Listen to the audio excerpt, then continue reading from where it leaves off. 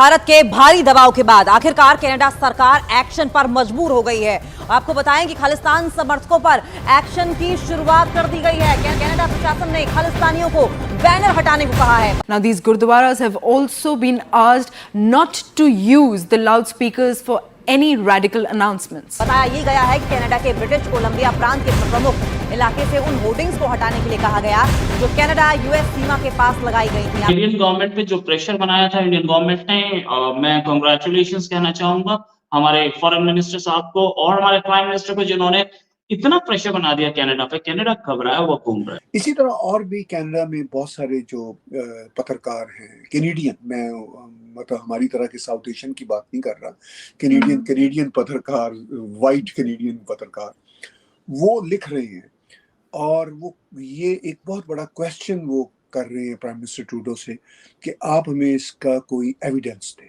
वाकई में इंडिया इतना ज़्यादा स्ट्रांग हो गया। इंडिया के रिलेशन किसी के साथ खराब हो तो उस कंट्री के साथ कोई रिलेशन नहीं रखना चाहता। अगर कोई किसी कंट्री का दोस्त इंडिया बन जाए तो फिर पूरी दुनिया उसके साथ रिलेशन क्यों रखना चाहती है। आपको अगर आज की जियोपॉलिटिक्स में सरवाइव करना है तो इंडिया का साथ लेना जरूरी है। Canadian authorities, Canadian politicians do not understand how to handle these new issues to their country. जो लोग बैठे हैं, जो वहां पे गैंगस्टर्स हैं, उनको ये भी दिख रहा है कि अब इंडिया आ गया, अब इंडिया आर पार करने के मूड में आ गया। नमस्ते दोस्तों, जय हिंद। हिंदुस्तान स्पेशल में आपका स्वागत है। दोस्तों, खालिस्तानी आतंकी हरदीप सिंह निज्जर की हत्या के मामले में भारत से मिले मुंह तोड़ जवाब के बाद कनाडा के तेवर अब नरम पड़ते हुए दिखाई दे रहे हैं। खालिस्तानी अलगाववादी और आतंकी समर्थकों के खिलाफ भारतीय दबाव के बाद कैनेडियन प्रशासन ने सख्ती बढ़ा दी है। ब्रिटिश कोलंबिया प्रांत में महत्वपूर्ण जगहों पर खालिस्तान के समर्थन में लगे होर्डिंग और बैनर्स हटाने का निर्देश जारी किए गए हैं। खालिस्तानी समर्थकों ने अपने प्रोपेगेंडा को आगे बढ़ाते हुए जगह जगह पर होर्डिंग और बैनर लगाए थे ताकि लोग इन्हें देखें और प्रभावित हों, लेकिन अब इनको हटाया जा रहा है। स्थानीय अधिकारियों के हस्तक्षेप के बाद कनाडा के सरे में एक गुरुद्वारे में लगे पोस्टर अब हटा दिए गए हैं। सूत्रों के अनुसार अधिकारियों ने मुद्दे की गंभीरता को समझते हुए गुरुद्वारे के प्रशासन को पोस्टर हटाने के लिए कहा गया। साथ ही गुरुद्वारा प्रबंधन को चेतावनी दी गई है कि किसी भी कट्टरपंथी घोषणा के लिए लाउड स्पीकर का इस्तेमाल ना किया जाए। उस पोस्टर को हटा दिया गया। ये कैनेडियन गवर्नमेंट पे जो प्रेशर बनाया था इंडियन गवर्नमेंट ने, मैं कांग्रेचुलेशंस कहना चाहूंगा हमारे फॉरेन मिनिस्टर साहब को और हमारे प्राइम मिनिस्टर को, जिन्होंने इतना प्रेशर बना दिया कनाडा पे। कनाडा घबराया हुआ घूम रहा है। ऑफ कोर्स कनाडा दिखा रहा है कि हम घबराए नहीं है। मिल रहा है ज़ेलेंस्की से वहां का प्राइम मिनिस्टर, ठीक है, मिलने दो, हमें नहीं फर्क पड़ता।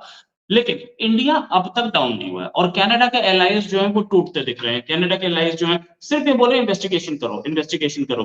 बिना इन्वेस्टिगेशन के सामने आ गए, ठीक है यार तुम्हारी प्रॉब्लम हम नहीं जानते, लेकिन जो ये है, जो इस समय की असलियत ये है, कनाडा के साथ बहुत सारे लोग खड़े नहीं दिख रहे हैं क्योंकि एक मजबूरी है और उस मजबूरी का नाम है इंडिया। आपको अगर आज की जियोपॉलिटिक्स में सरवाइव करना है तो इंडिया का साथ लेना जरूरी है और ऐसे में इंडिया की बात सुननी भी जरूरी है। ये गुरपतवंत सिंह पन्नू कैसे ऐसे आराम से खुले में घूमता है, ये भी बोला गया है, ये भी बहुत सारे लोगों ने बोला है कि भाई ये पन्नू कैसे आराम से घूमता है, कैसे ये कनाडा, कैसे अमेरिका घूमता रहता है। कहीं ना कहीं अमेरिकन इंटेलिजेंस सीआईए का इसको हाथ है क्या? इस पे एक इन्वेस्टिगेशन होनी जरूरी है और होनी भी चाहिए। वो कैसे न्यूयॉर्क में आराम से यूएन के हेडक्वार्टर के बाहर जाके वीडियो बना लेता है, कैसे घूमता है, उसको अरेस्ट क्यों नहीं किया जाता जबकि पन्नू के खिलाफ इतने केसेस हैं। एक और ये जो पोस्टर है हटाया गया है, इसके पीछे एक गेम और भी है। पन्नू के जो प्रॉपर्टीज हैं वो कन्फिस्केट की गई हैं, तो अब ये भी उधर जो आतंकी बैठे हैं या जो लोग बैठे हैं, जो वहां पे गैंगस्टर्स हैं, उनको ये भी दिख रहा है कि अब इंडिया आ गया, अब इंडिया आर पार करने के मूड में आ गया, तो प्रॉपर्टीज इनकी कन्फिस्केट होंगी, इनकी प्रॉपर्टीज जब्त होंगी, इनके मकान जब्त होंगे। और बहुत बढ़िया, ये काम बहुत पहले होना चाहिए था, बिल्कुल सही काम किया। जब्त कीजिए सबकी प्रॉपर्टी और सबको अंदर भेजिए, सबको ठीक कीजिए, इन सबको औकात दिखाइए। गवर्नमेंट अब तक बहुत शांत थी, गवर्नमेंट अपने पे आई, बिल्कुल सही काम किया। ये प्रेशर भी काम आया, इतनी सारी फोटोग्राफ्स आ गई, निज्जर की पूरी डिटेल्स आ गई। निज्जर पाकिस्तान गया था, वहां से ट्रेनिंग लेके आया था, उसकी फोटो आ गई AK-47 के साथ, इससे ज्यादा और कोई प्रूफ चाहिए कि वो आतंकवादी था? और कनाडा अब ये सोच रहा है कि क्या गलती हो गई, ये दोनों को, और नहीं है ठीक है, आप अपनी बात पे रहिए, देख लेते हैं हम क्या होता है, आ जाओ बात कर लेते हैं हम आपसे। ये गेम, और निज्जर नो फ्लाई पे क्यों था, इसका कोई जवाब नहीं देगा, ये बात सही है।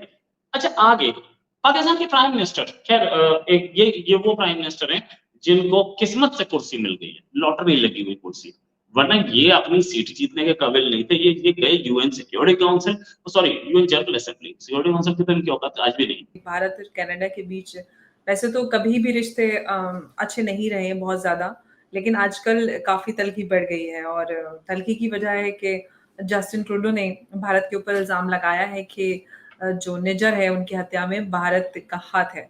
सबसे पहले तो मैं यही जानना चाहती हूँ ताहिर साहब कि आखिर इतना बड़ा इल्ज़ाम लगाने के पीछे क्या आधार है? किस तरह से ये इतना बड़ा इल्ज़ाम भारत पे लगाया है कनाडा?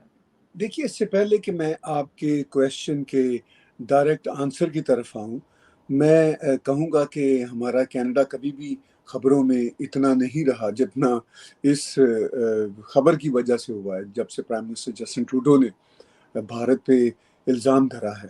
तो उसके बाद सिर्फ भारत में ही कनाडा खबरों का नहीं बना, सेंटर, वर्ल्ड वाइड खबरों का सेंटर बना।